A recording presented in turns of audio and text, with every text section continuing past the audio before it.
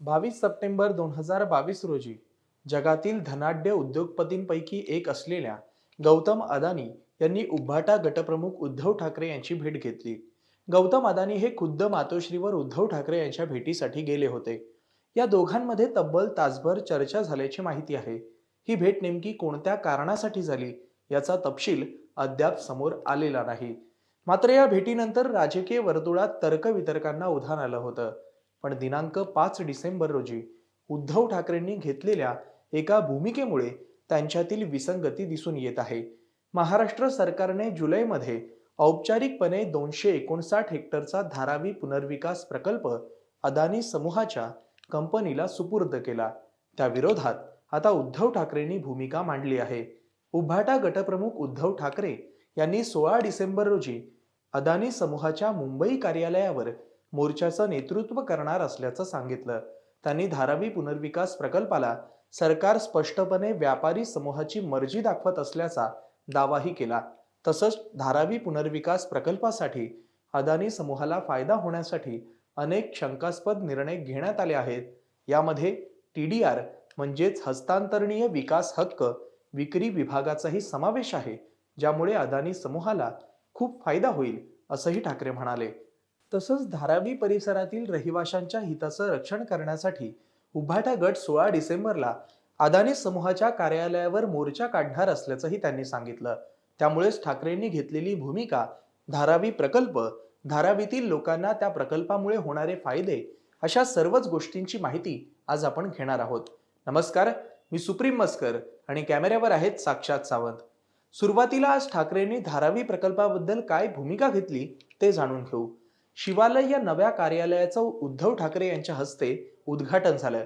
त्यावेळी ठाकरे म्हणाले, धारावी पुनर्विकास प्रकल्पाबाबत पुरेशी माहिती उपलब्ध आहे, ज्यामुळे सरकार धारावी वासियांच्या खर्चाने अदानींना फायदा पोहोचवण्याचा प्रयत्न करत आहे की काय अशी शंका निर्माण होते. दरम्यान त्यांनी उभाटा गटाच्या मित्रपक्ष काँग्रेसने गेल्या महिन्यात मुंबईत निषेध रॅली काढली होती, ज्यामध्ये धारावी पुनर्विकास प्रकल्पाचा करार रद्द करण्याची मागणी केली होती आणि कार्यादेश जारी करण्यात विसंगती असल्याचा आरोपही त्यांनी केला.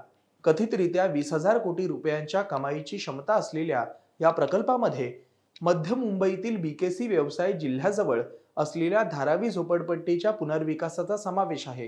हे अदानी प्रॉपर्टीजने गेल्या वर्षी नोव्हेंबरमध्ये स्पर्धात्मक बोलीद्वारे जिंकले होते, ज्यामध्ये रिअल्टी प्रमुख DLF आणि नमन डेव्हलपर्स यांनी ही स्पर्धा केली होती.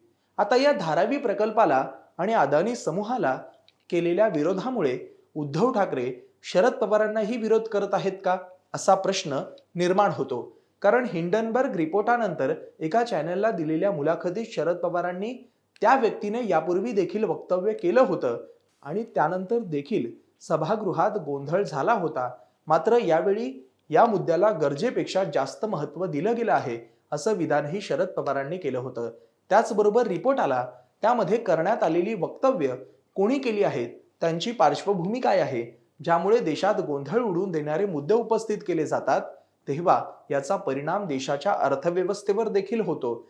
हे पाहून वाटतं की सर्व कोणाला तरी टार्गेट करण्यासाठी केलं जात आहे असा टोलाही पवारांनी त्यावेळी लगावला होता. त्यामुळे आता जेव्हा धारावीच्या विकास कामाला ठाकरे विरोध करत आहेत, तेव्हा सुद्धा पवारांच्या विरोधात ते भूमिका घेत नाहीत ना असा प्रश्न सुद्धा निर्माण होतो. तसंच विकासशून्य नियोजनामुळे मुंबईकरांचा जीव घुसमटतोय असंही ठाकरे यावेळी म्हणाले. मुळात हा प्रकल्प 16 वर्षापासून रखडला, परंतु ठाकरे सरकारच्या काळात धारावी पुनर्विकास प्रकल्प दीर्घ काळासाठी रखडला होता. मग अशा वेळी ठाकरेंचे विकासशून्य नियोजन त्याला जबाबदार नव्हते का असा प्रश्नही निर्माण होतो. मात्र त्यावेळीही धारावी पुनर्विकासासाठी राज्य सरकारकडून प्रयत्न सुरू आहेत. मात्र केंद्राकडून जागा न मिळाल्याने या प्रकल्पाला गती मिळत नसल्याची माहिती तत्कालीन मुख्यमंत्री उद्धव ठाकरेंनी दिली होती. पण आता धारावी पुनर्विकास प्रकल्पाचं काम सुरू होणार असताना विकास विरोधी राजकारण ठाकरे करत आहेत अशी टीका ठाकरेंवर होत आहे. पण राज्यात फडणवीस शिंदे सरकार स्थापन झाल्यावर सुमारे 20,000 कोटी रुपयांच्या धारावी पुनर्विकास प्रकल्पाचं काम अखेर अदानी समूहाला देण्याचा निर्णय झाला. आशिया खंडातील सर्वात मोठी झोपडपट्टी म्हणून ओळखल्या जाणाऱ्या धारावी झोपडपट्टीच्या पुनर्विकासासाठी मागवण्यात आलेल्या निविदा बोलीमध्ये DLF आणि नमन डेव्हलपर आणि अदानी प्रॉपर्टीने बोली लावल्या होत्या. अदानींनी सर्वाधिक 5,069 कोटी रुपयांची निविदा बोली सादर केली. त्यानंतर राज्य मंत्रिमंडळाने हा प्रकल्प अदानी समूहाला देण्यासाठी मंजुरी दिली होती. काही दिवसांपूर्वी गृहनिर्माण विभागाने याबाबत अदानी समूहाला हे काम देण्याचा शासकीय निर्णय जाहीर केला. या प्रकल्पात सुमारे 259 हेक्टरवरील झोपडपट्ट्यांचा पुनर्विकास करण्याची योजना आहे. धारावी क्षेत्रातील झोपडपट्टीचा भाग हा मुंबईतील मोठ्या व्यापारविषयक भागाच्या म्हणजेच वांद्रा कुर्ला संकुल आणि माहीम अगदी जवळच्या परिसरात वसलेला आहे. इथून रेल्वेची 4-5 स्थानके सुद्धा जवळ आहेत आणि त्यामुळे या क्षेत्राला इमारती बांधण्याच्या उद्योगांना फार महत्त्वाचे असे समजले जाते. धारावीमध्ये 2.8 चौरस किलोमीटर विभागात 1 लाखाहून अधिक लोकांचे अनेक व्यापारी कामधंदे सुरू असतात. त्यात 58,000 कुटुंबांचं वास्तव्य आहे आणि हा प्रकल्प पूर्ण झाल्यानंतर त्याच्या जीवनावर कामधंद्यावर फार मोठा बदल होणार आहे. परंतु विकास विरोधी राजकारण काही लोकांकडून थांबण्याचं नाव नाही. आता या प्रकल्पाचे फायदे काय आहेत? तर या प्रकल्पामध्ये अधिकृत धारावीकरांना मोफत घरं बांधून पाणी, वीज यांसारख्या पायाभूत सुविधांचा लाभ मिळणार आहे. महाराष्ट्र सरकारनं असं ठरवलं आहे की ही प्रकल्पाची घरे पुढील 7 वर्षात तयार होतील. या कंत्राटदाराला धारावीकरांच्या गृह पुनर्वसनाच्या प्रकल्पाबाहेर FSI नियमाप्रमाणे काही जास्ती घरे बांधण्याचा व ती विकून खुल्या बाजारात फायदा मिळवण्याची संधी पण मिळू शकते. सरकारच्या अंदाजाप्रमाणे हा प्रकल्प काळ सुमारे 17 वर्ष असेल. आता या प्रकल्पाबद्दल स्थानिकांचं काय म्हणणं आहे? धारावी प्रकल्पाला विरोधकांकडून होणाऱ्या विरोधामुळे सामान्य धारावीकरांच्या मनात अदानींकडून होणाऱ्या प्रकल्पासंबंधी विविध शंका निर्माण झाल्या आहेत. अनेकांना चिंता वाटू लागली आहे की अदानी हा प्रकल्प पूर्ण झाल्यानंतर सध्याच्या कामधंद्यावर परिणाम होऊन स्थानिकरित्या होत असलेली भरभराट कोसळून पडेल व अनेक प्रकारे त्यांच्या धंद्यात तोटा सहन करावा लागेल. 19व्या शतकापासून धारावीला कोळी लोकांनी विकास कामे व विविध प्रकल्पांचे कामधंदे सुरू केले.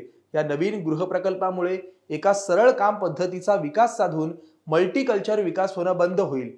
या प्रकरणी दैनिक मुंबई तरुण भारतला अच्युत राईलकर यांच्या लेखासाठी कोट देताना धारावी बचाव आंदोलनाचे अध्यक्ष रमाकांत गुप्ता म्हणतात की हा प्रकल्प काळाप्रमाणे पुढे जावयास हवा.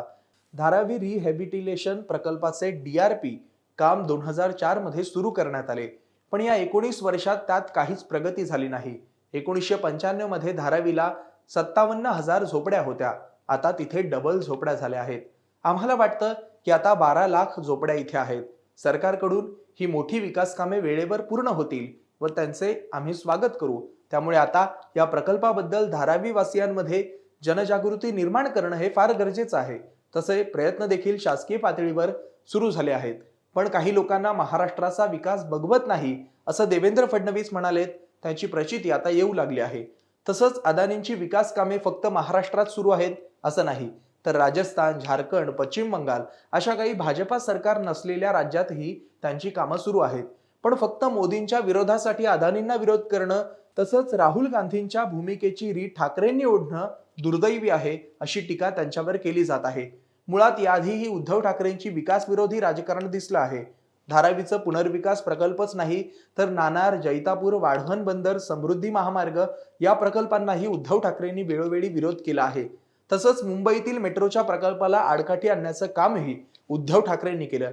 पण ह्या सगळ्यात एक समजून घेतलं पाहिजे की एखाद्या भव्य प्रकल्पाला विरोध होतो तेव्हा त्यातील गुंतवणूकदारांचंही मोठं नुकसान होतं. उदाहरणार्थ ठाकरेंच्या विरोधामुळे आरे कारशेडचं काम रखडल्याने मुंबई मेट्रो प्रकल्पाचा खर्च 10,000 कोटी रुपयांनी वाढला होता. बरं, या धारावी पुनर्विकास प्रकल्पाच्या विरोधामुळे जर अदानींनी या प्रकल्पातून आपला हात काढून घेतला तर तिथं राहणाऱ्या लोकांना तसंच पर्यायाने विकास कामांचं सुद्धा नुकसान होऊ शकतं. त्यामुळे विरोधाला विरोध ही भूमिका सोडून अदानी नको तर मग कोण हा पर्याय ठाकरेंनी सरकारला दिला पाहिजे. पण तसं होताना दिसत नाही. तरी तुम्हाला याबद्दल काय वाटतं ते कमेंट करून नक्की कळवा. असेच माहितीपूर्ण व्हिडिओ पाहण्यासाठी MHA MTVच्या YouTube चॅनलला सबस्क्राईब करा आणि फेसबुक पेजला लाईक करा. धन्यवाद.